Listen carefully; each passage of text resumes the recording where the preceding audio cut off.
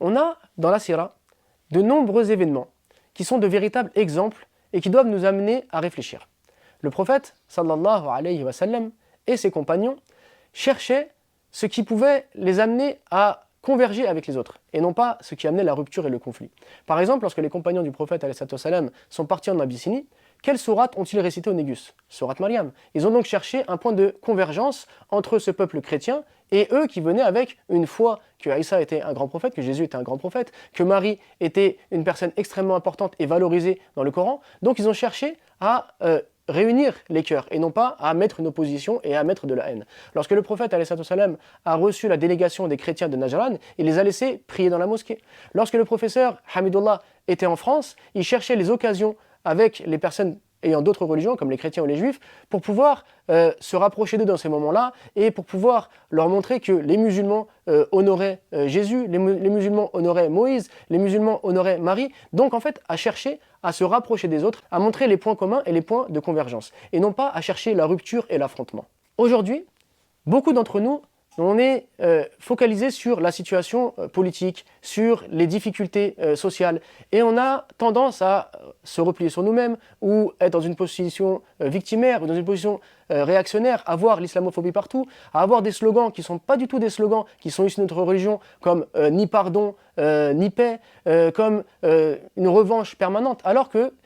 notre religion nous apprend justement le pardon, notre religion nous apprend à aller vers l'autre. On a une parole de Malik Ben Nabi au moment de la décolonisation qui dit qu'il ne faut pas que le mépris des grands soit remplacé par la haine des petits. Donc en fait, la philosophie de l'islam, c'est justement d'être bon avec les autres, de montrer justement cette universalité de l'islam en tendant la main à l'autre, en lui proposant le pardon, et non pas d'être en permanence dans la victimisation, en permanence dans la réaction, parce que si on prend cette manière de penser qui est issue de certains partis politiques, de certains courants idéologiques, et que ça se mélange avec le musulman, alors certes, beaucoup de musulmans habitent dans des quartiers populaires, certes, beaucoup de musulmans rencontrent des difficultés, donc on est tenté, au nom de la convergence des luttes, à prendre des slogans ou des méthodologies d'action qui sont issues d'autres philosophies, si on peut dire. Et ces philosophies-là, se mélangeant avec l'islam, créent une confusion, et à la fin, on a l'impression que l'islam, c'est une religion tribale, que l'islam, c'est une religion réactionnaire, que l'islam, c'est une religion qui veut la rupture, c'est une religion, comme on aime le dire aujourd'hui, séparatiste.